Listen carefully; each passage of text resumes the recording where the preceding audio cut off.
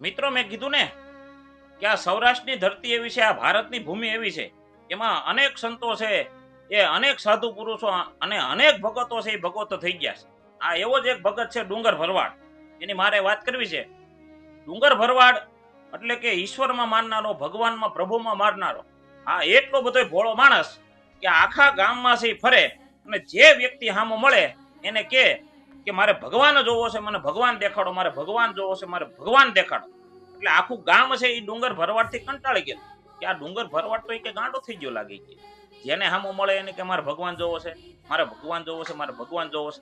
એટલે આખા ગામે છે નક્કી કર્યું, એક કામ કરો, હું કે આ ડુંગર ભરવાડ ને છે ને એ કે સામે ડુંગર માથે ભીમગીરી બાપુ રહે અને ભીમગીરી બાપુ છે એ મગજના બહુ તીખા ને બહુ ખાટા. એટલે કે આ ડુંગર ભરવાડ ને છે એ ભીમગીરી બાપુ આરે છે એ ભટકાવી ગયો. પછી કે ભીમગીરી બાપુ જોવે અને ડુંગર ભરવાડ જોવે. એટલે ડુંગર ભરવાડ ગામમાં નીકળો અને કીધું કે મારે ભગવાન જોવો છે, મારે ભગવાન જોવો છે, મને ભગવાન દેખાડો. એટલે આખા ગામના એ કીધું કે તારે ભગવાન જોવો છે ને કે સામે ડુંગર માં થયો છે એમ કે અહીંયા ભીમગીરી બાપુ રહેશે, એ ભીમગીરી બાપુ છે એ તને ભગવાન દેખાડશે.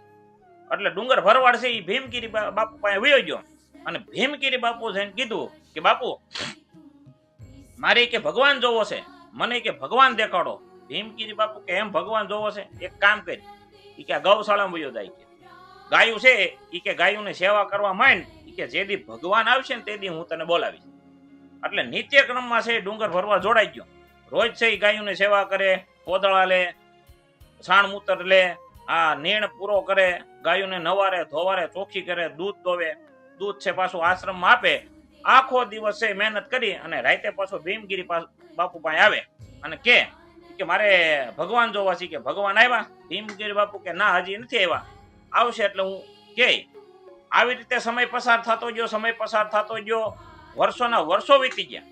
પણ ગાયોની એટલી બધી સેવા ડુંગર ભરવાડે કરી કે માથા માથે છે ટોલા પડી ગયા. આ માથામાંથી ટોલા ખરવા મીડ્યા. એટલી બધી ગાયોની સેવા કરી, જે તગારા છે માથે ઉપાડતો હતો એ તગારાનો છે એ ગરમી અને ગરમીથી માથું આખું હળી ગયું ને એમાંથી ઈળું અને જીવડા પડે. એટલી બધી સેવા કરીને એક દિવસ પાછો નિત્યક્રમ પ્રમાણે છે એ ભીમગીરી પાસે ગયો અને કીધું કે બાપુ ભગવાન આવ્યા. અને ભીમગીરી બાપુનો મગજ વયો કે રોજ સાંજે આવીને એમ કહે છે ભગવાન આવ્યા, રોજ સાંજે આવીને એમ કહે છે ભગવાન આવ્યા. એટલે ભીમગીરી બાપુનો મગજ વયો ગયો અને કીધું હા ભગવાન આવ્યા, જાય કે ઓલું સામે બુટિયું છે ને ઊંડું કે એમાં ભગવાન છે. આને ડુંગર ભરવાડે દોટ મેં કે મારા ગુરુજી કે એટલે ભગવાન આવ્યા હોય. તગારાનો કર્યો ઘા અને બુટિયું માથે દોટ દીધી. પણ ઈ દોટ દીધી તા ઉપર ત્રિલોકનો ધણી આ ભગવાન છે એ જોઈ ગયો ને કીધું ઓહો ડુંગર ભરવાડ તો બીસો ભોળો માણસ છે. આગળીએ ઈ કે કુવામાં ધૂપકો મારશે અને પોતાના પ્રાણ છે એ વયા જાહે. એટલે ભગવાન સ્વયં છે એ ચત્રભુજનું રૂપ ધારણ કરી અને કુવામાં આવી અને ઉભા રહી ગયા. ડુંગર ભરવાડે જેવો ધૂપકો માર્યો અને તરત ભગવાને છે ડુંગર ભરવાડને તેડી લીધો. અંદર જઈને ડુંગર ભરવાડે જોયું તા તો 4 હાથ, એકમાં ગદા, એકમાં પદ્મ, એકમાં ચક્ર, એકમાં તલવાર. અને ડુંગર ભરવાડે પૂછ્યું કે તમે કોણ? ઈ કે હું સ્વયં ભગવાન ઈશ્વર. ઈ કે એમ તો તું થોડો માની લઉં કે તમે સ્વયં ભગવાન ઈશ્વર. ઈ કે તો હું કરીશ કે મારા ગુરુદેવ અહીંયા આવે અને ઈ એમ કે ભાઈ આ ભગવાન છે તો હું માનું, એમને હું ન માનવી. ભગવાને કીધું કોઈ વાંધો નહીં, કામ કરી જા તારા ગુરુને બોલાવતો હોય. ઈ કે એમ નહીં, કેમ? ઈ કે હું મારા ગુરુને બોલાવવા જાવ અને કદાચ તમે ભાગી જાવ તો?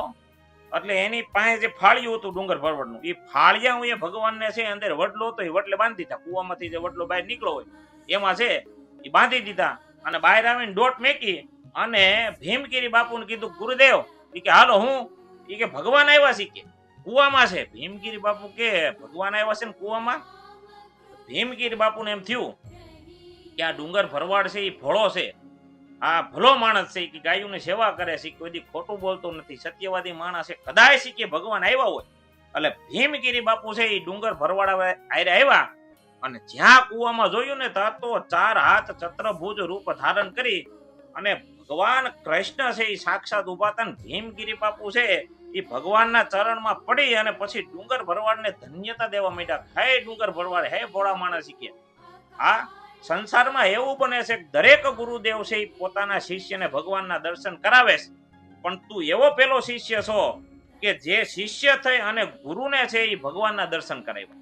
આ ડુંગર ભરવા હજી સત્યતા પડી છે ને અત્યારે જે આપણે સાખી ગાઈ છે ને કે સદગુરુ તમે મારા તારણહાર, હરિગુરુ તમે મારા તારણહાર, ઈ સાખીનું નિર્વાણ છે ઈ તે દિવસે ડુંગર ભરવાડે કીધું.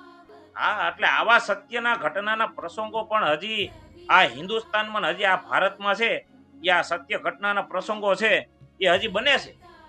કારણ કે આ ધરતી ઋષિ મુનિઓની છે, આ ધરતી છે એ સંતોની ભૂમિ છે. બગદાણામાં બગડુ નદી, એ બગડુ નદીમાં છે એ બજરંગદાસ બાપા રોજ ભગવાન સૂરજનારાયણને છે એ જલ અર્પણ કરતા હોય. અને નિત્ય કર્મમાં એક દિવસ બગડુ નદીમાં છે એ બજરંગદાસ બાપા નદીમાં ઉભા રહે અને સૂરજનારાયણને જલ અર્પણ કરતા હતા. હે સૂરજનારાયણ, હે આદિત્યાય નમઃ, હે ભાસ્કરાય નમઃ, હે ભાનવે નમઃ, એમ કરતા કરતા ભગવાન સૂરજનારાયણને જળ અર્પણ કરતા હતા. અને ઈ નદીની ધારામાં એક નાનો એવો વીછી, એ વીછી તણાઈને જાતો હતો. એટલે બજરંગદાસ બાપા એ વીછીને જોઈ ગયા અને ખોબામાં ઉપાડી અને એને એમ કીધું કે આ વીછીને કાંઠે મેક દેવું, નકર એ વીછી મરી જાહે. એટલે બજરંગદાસ બાપાએ એ વીછીને ખોબામાં ઉપાડ્યો. પણ બન્યું એવું, જેવો જ ખોબામાં ઉપાડ્યો એટલે વીછીએ ડંખ માર્યો, એટલે વીછી હાથમાંથી પડી ગયો. બાપાએ બીજી વખત વીછીને ઉપાડ્યો, બીજી વખત ડંખ માર્યો, વીછી પડી ગયો.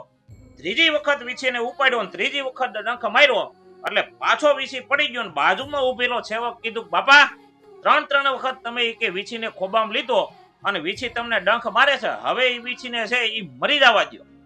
ત્યારે આ ભારત દેશનો, આ સૌરાષ્ટ્રનો સાધુ પુરુષ સાધુડો એમ બોલ્યો હતો ઈ કે એક નાનો એવો વીછી થઈ અને ઈ પોતાનો ડંખ મારવાનો સ્વભાવ ન ભૂલતો હોય તો હું ભગવાનનો સેવક સાધુ થઈ અને જીવને બચાવવાનો મારો ધર્મ છે એ કઈ રીતે ભૂલી જાવ.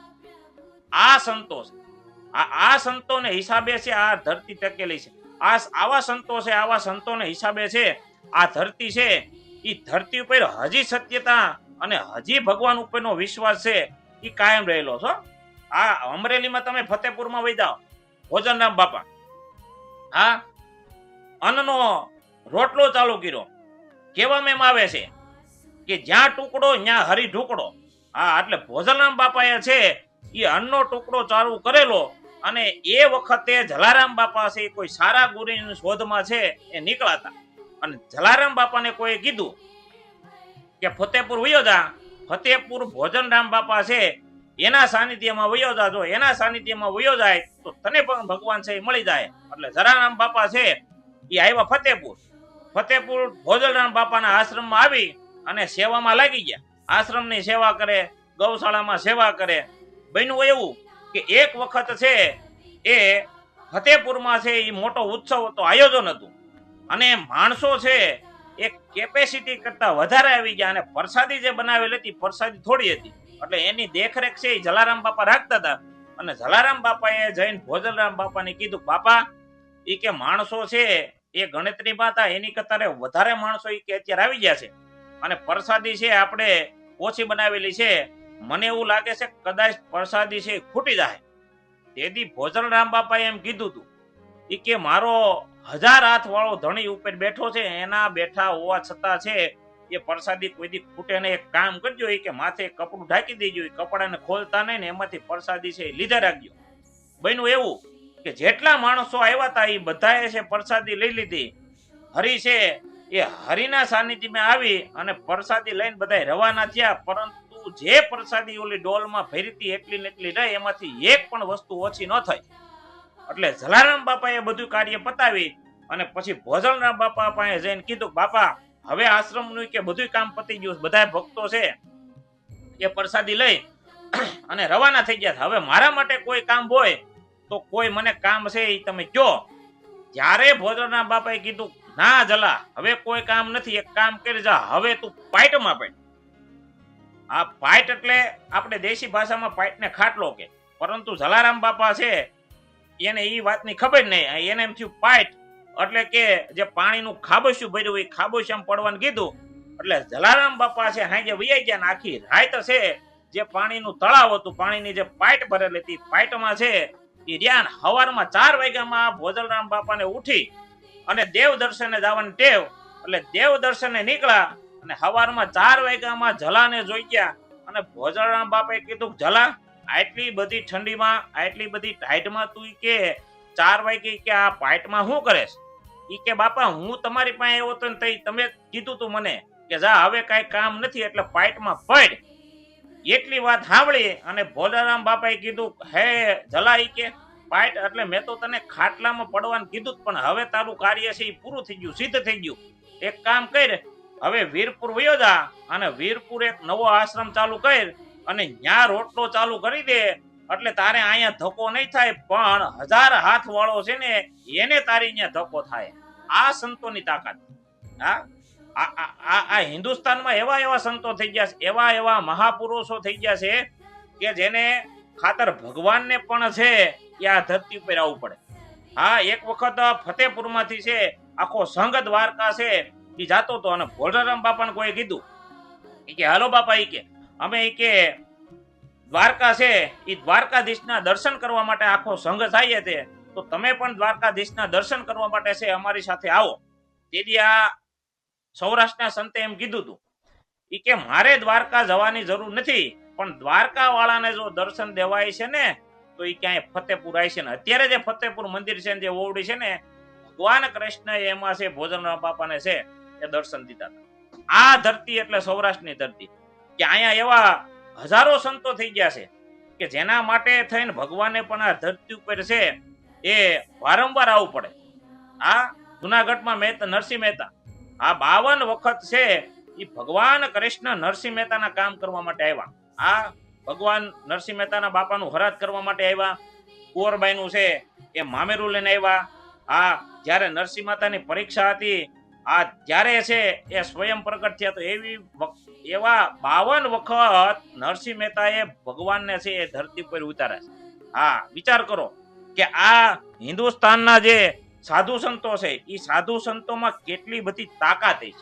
હા, ત્યારે આપણને આવા સંતો એના આશીર્વાદ મળે છે. એટલે આવા સંતોના સાનિધ્યમાં આવા સંતોના ચરણમાં વહી જાય તો જીવન છે એ લગભગ મને એવું લાગે છે ધન્ય થઈ.